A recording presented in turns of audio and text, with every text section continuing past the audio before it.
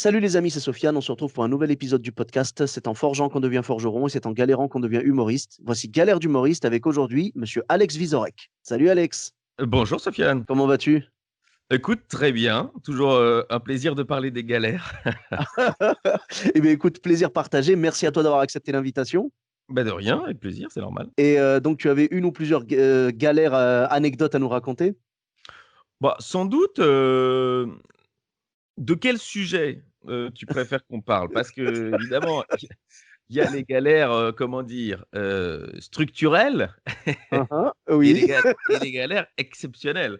Donc les galères structurelles, on en vit une en ce moment et je partage tout mon soutien avec ceux qui étaient en train d'arriver ou qui ramaient un peu parce que je Ouais. me dis si ça m'était arrivé il y a 7-8 ans quand je faisais mon premier Avignon, ça Mhm. aurait été très très violent pour moi, donc j'imagine que ça doit l'être pour eux. Donc Ouais. tenez bon.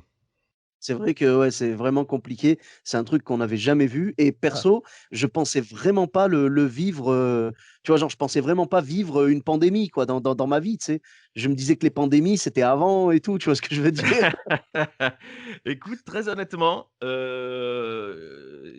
pareil, pareil. Et quand on nous a dit le 15 mars, restez chez vous 2 semaines, bon, on s'est dit c'est folklorique quoi.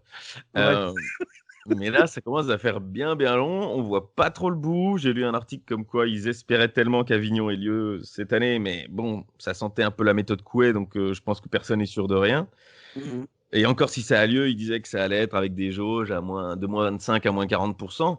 Donc Oh là. c'est vraiment, ouais, c'est vraiment pas ce qu'on a aimé. Je sais pas si tu as fait Avignon toi, mais Non, mais j'ai beaucoup d'amis qui l'ont fait. Je suis un peu le festival, mm, mm. je suis un petit peu l'évolution et tout et clairement, si jamais tu mets des jauges réduites, bah, déjà, c'est Ah, compliqué de faire Avignon donc là, ça va être pire, quoi. c'est ouais, ça va être très très violent. Donc voilà, mais bon, ça serait bien que ça ait lieu, ne fût-ce que pour le message. Mmh. Et voilà, donc effectivement, de ces galères-là, moi j'ai galéré bien sûr au début, et je pense que c'est même ultra formateur. Si, Totalement, bien sûr. si tu galères pas au début, je crois que ça te donne une mauvaise image. Et t'as beau dire non, mais je sais, tu sais pas en fait. Et il faut le vivre. Et donc ceux qui sont dedans, enfin là, c'est difficile aujourd'hui à dire, mais moi, quand j'ai commencé, j'avais appelé ma mère pour lui dire bah, j'ai envie de faire humoriste. J'étais à Paris pour les cours Florent. J'étais en Ah! troisième. Ouais, j'étais en troisième chez Stéphanie Bataille, prof de One Man Show. C'était la première fois qu'elle donnait cours. Et c'est la première fois qu'il y avait un cours de One Man Show. Je sais pas, ils avaient senti que ça allait devenir, comment dire, une discipline dans le vent ou d'avenir, je sais pas. Mmh Donc mh. là, ça me remonte il y a presque 15 ans. Et, Ah OK. et, hum, et j'avais lu une interview de Bruno Solo qui disait j'ai mis 10 ans à réussir. Alors j'ai appelé ma mère, j'ai dit voilà, bon, c'est compliqué, mais il y a des gens qui ont mis 10 ans. Moi, j'ai bien envie de faire ça. Donc voilà, sache que ce sera peut-être long. Et puis j'ai lu une interview de Stéphane Guillon, mais je crois 2 semaines après, qui dit j'ai mis Ouais. 20 ans pour réussir. Alors j'ai rappelé ma mère, j'écoute, ça va être long, mais peut-être encore plus que tu l'imagines. Et puis j'ai arrêté de lire des interviews d'humoristes. J'avais très peur qu'il y en ait un qui rajoute encore 10 années, quoi. Ouais, ouais, ouais. Mais effectivement, je pense que c'est pas faux hein, sur cette longueur.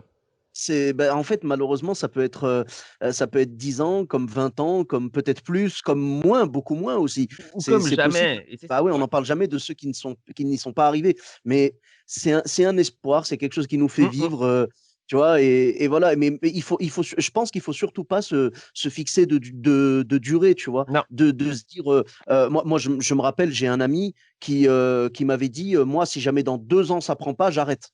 Mmh.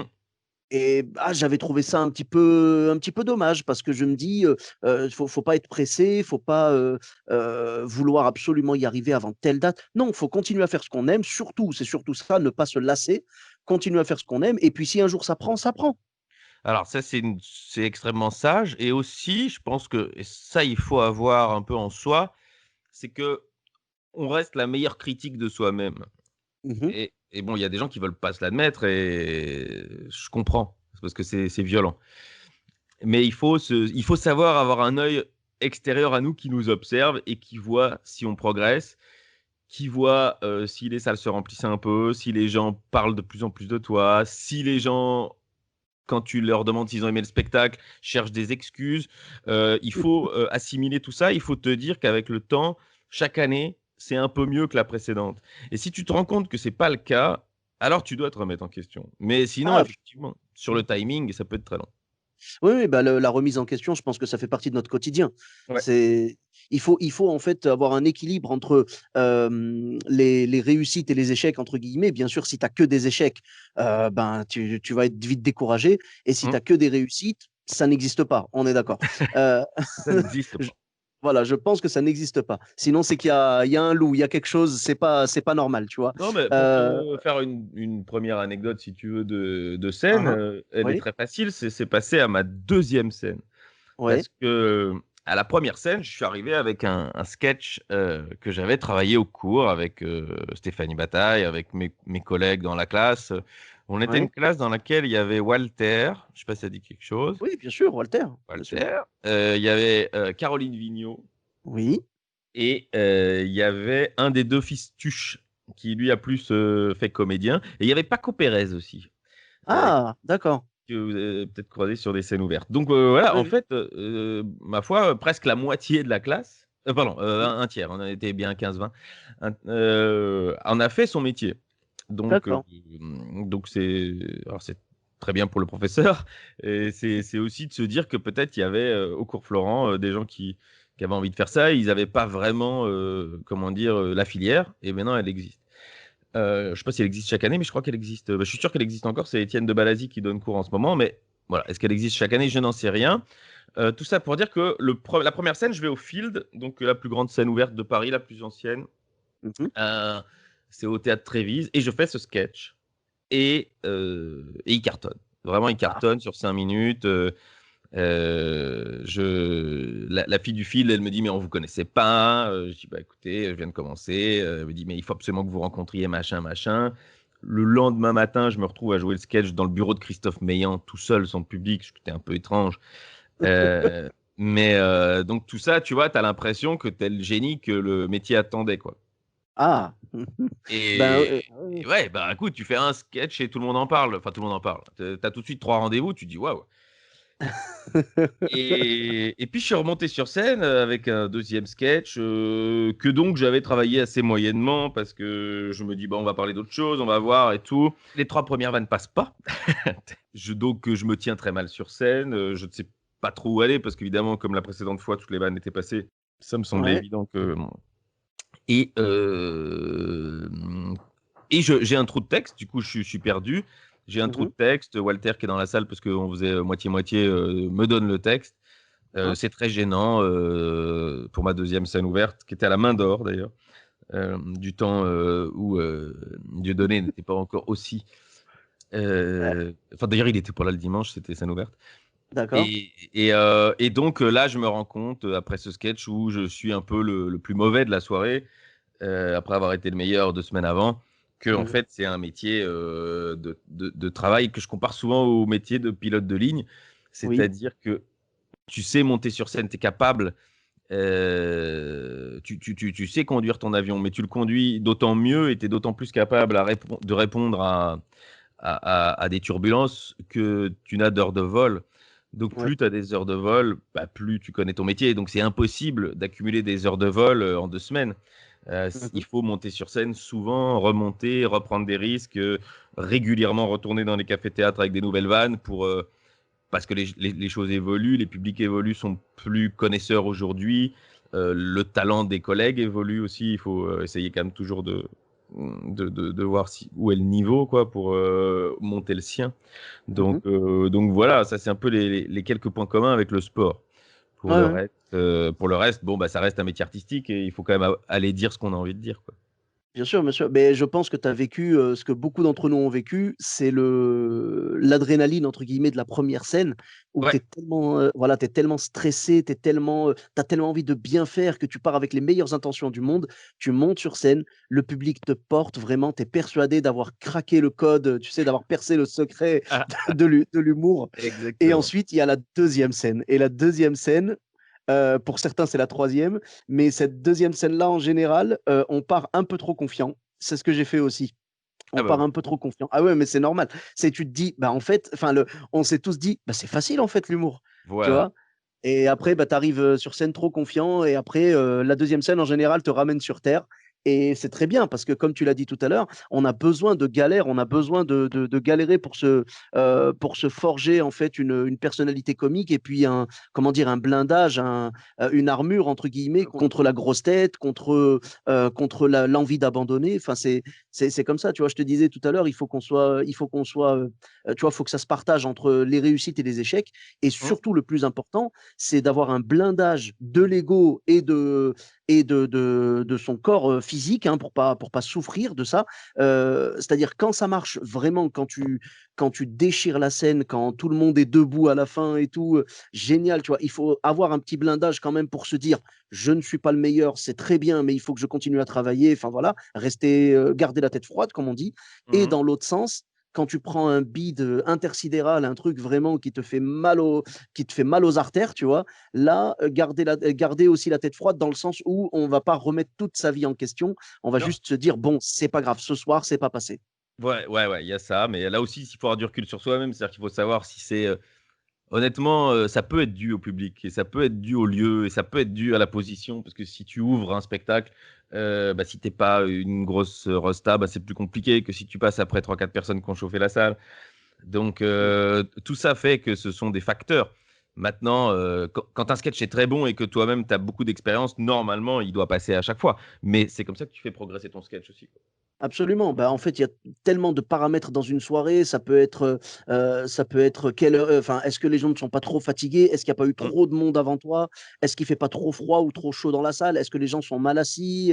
Tu vois? Enfin, tout est possible. Est-ce que toi, tu as pas fourché sur un mot, et Ouais, c'était alors le ça arrive mot? aussi, ouais, ouais. Hein, À voilà. Avignon, tu vois, un jour, je prends ça marche moyennement, mais je faisais tout mon spectacle à Avignon et un Mmh. jour, franchement, il y avait du monde dans la salle et je jouais vers 18h et ça marche moyennement et Mmh. bon, je le dis, à je sais pas qui, à un collègue ou j'écoute chez moi, ils étaient un peu mous et tout et il y a quelqu'un, un vieux producteur qui me dit: «Ouais, non, mais c'est normal, hein, il y avait du vent» et dans un premier temps, je me suis dit: «Il se fout de ma gueule», tu vois?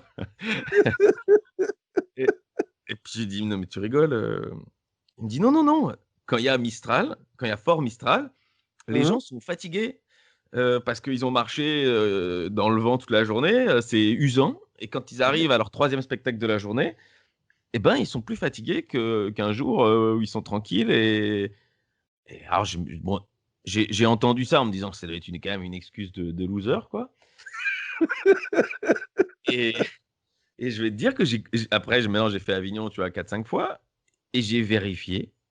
C'est pas faux du tout, en Ouais. fait, les gens sont Mmh. fatigués et moi-même en tant que public, quand j'y vais, pas pour jouer moi, et ben, le Mistral fatigue. Donc voilà, sachez-le, c'est un paramètre qui m'avait totalement échappé.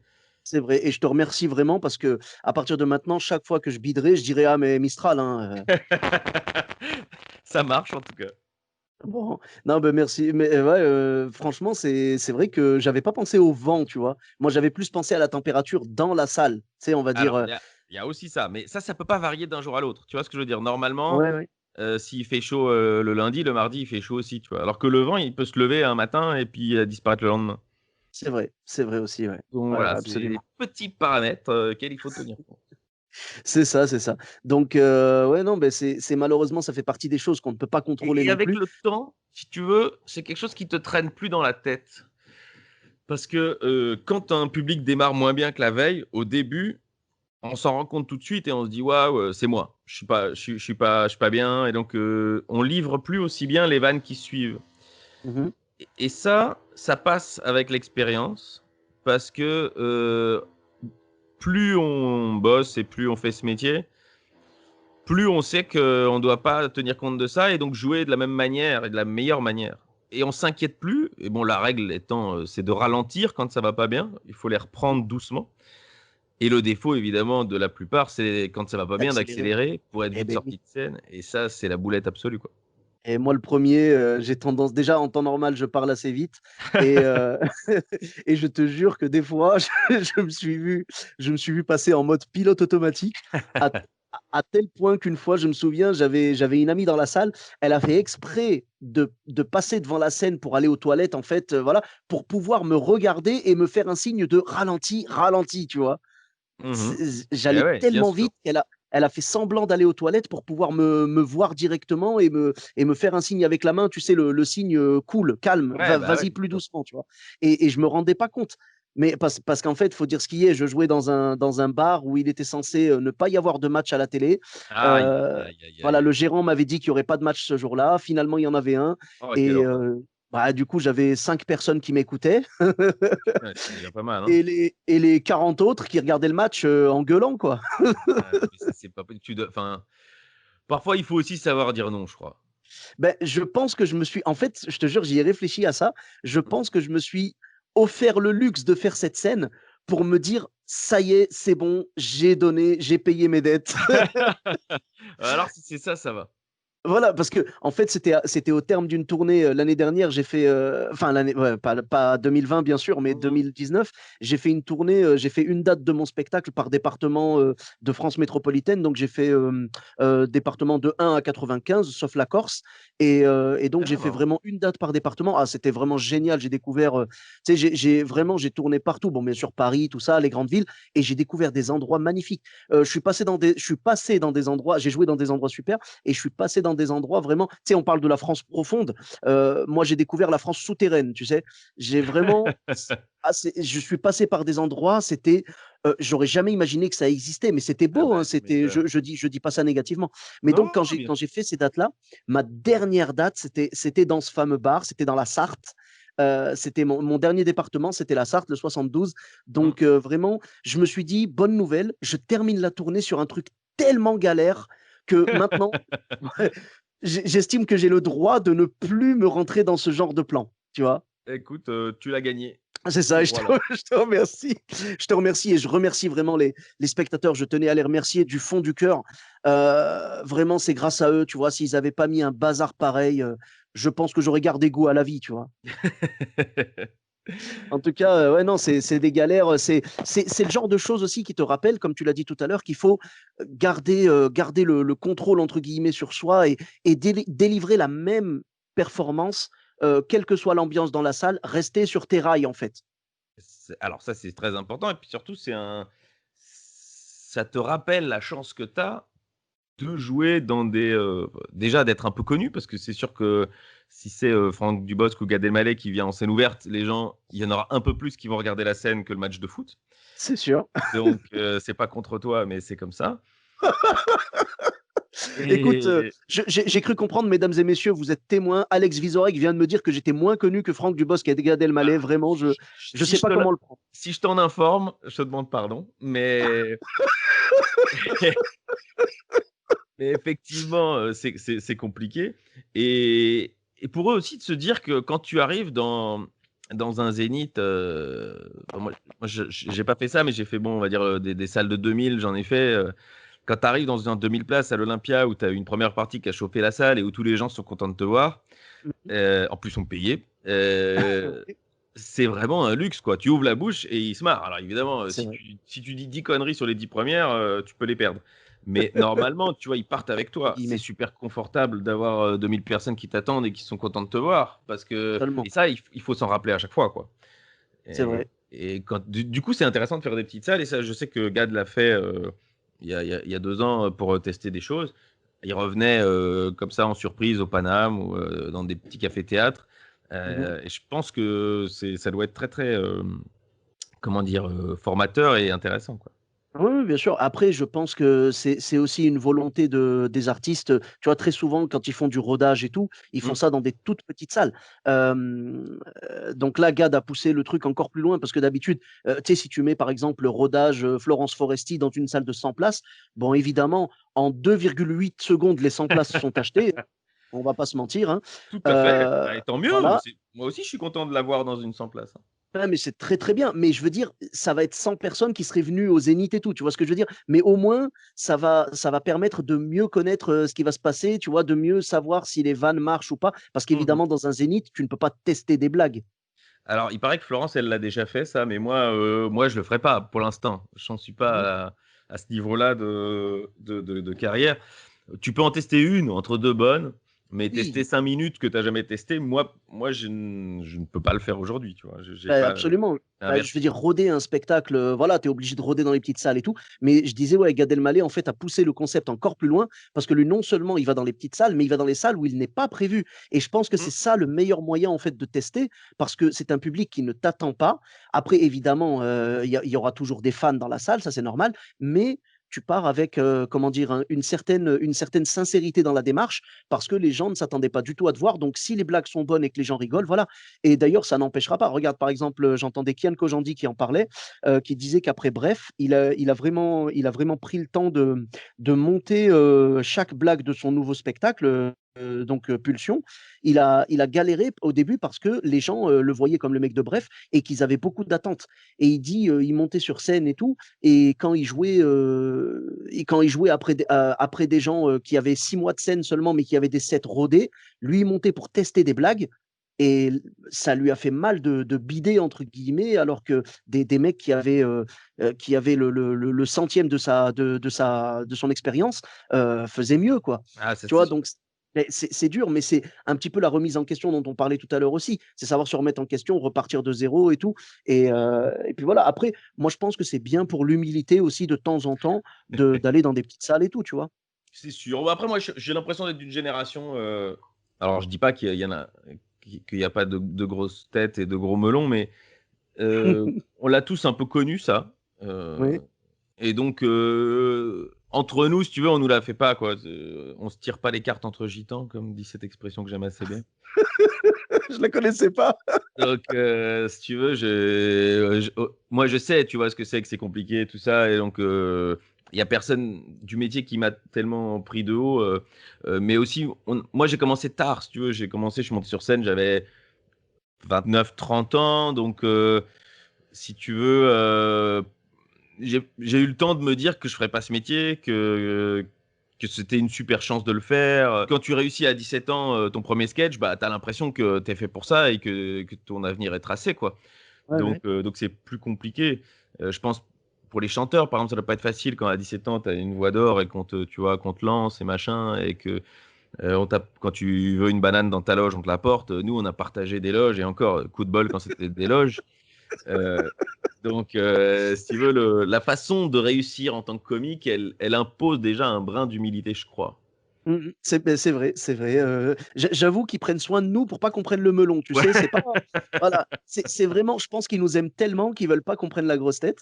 Ouais. Et tu parlais de loge, ça me rappelle un petit truc, vite fait. J'avais fait un plateau avec des amis et on nous avait, donc c'était une espèce de grande salle des fêtes et tout, et notre loge, en fait, c'était une espèce de placard à balai. Et Bien je sûr. te jure, et c'était un truc, je sais pas de quelle année il datait. Je vais te donner une info qui devrait à peu près nous permettre, sans carbone 14, de savoir où ça se situe. Il y avait un magnétoscope. Hop, hop, hop. Ça nous replace dans un contexte magnétoscope. Ah mais c'est sûr, et je te jure, c'était, tu sais, enfin vraiment, dans ces moments-là, tu peux pas te la péter. Non. Non, non, non, non. Ah, ça force l'humilité, comme pas possible, tu vois? C'est comme une fois, j'avais fait la première partie d'un artiste, voilà, donc très, très, très en place, on va dire.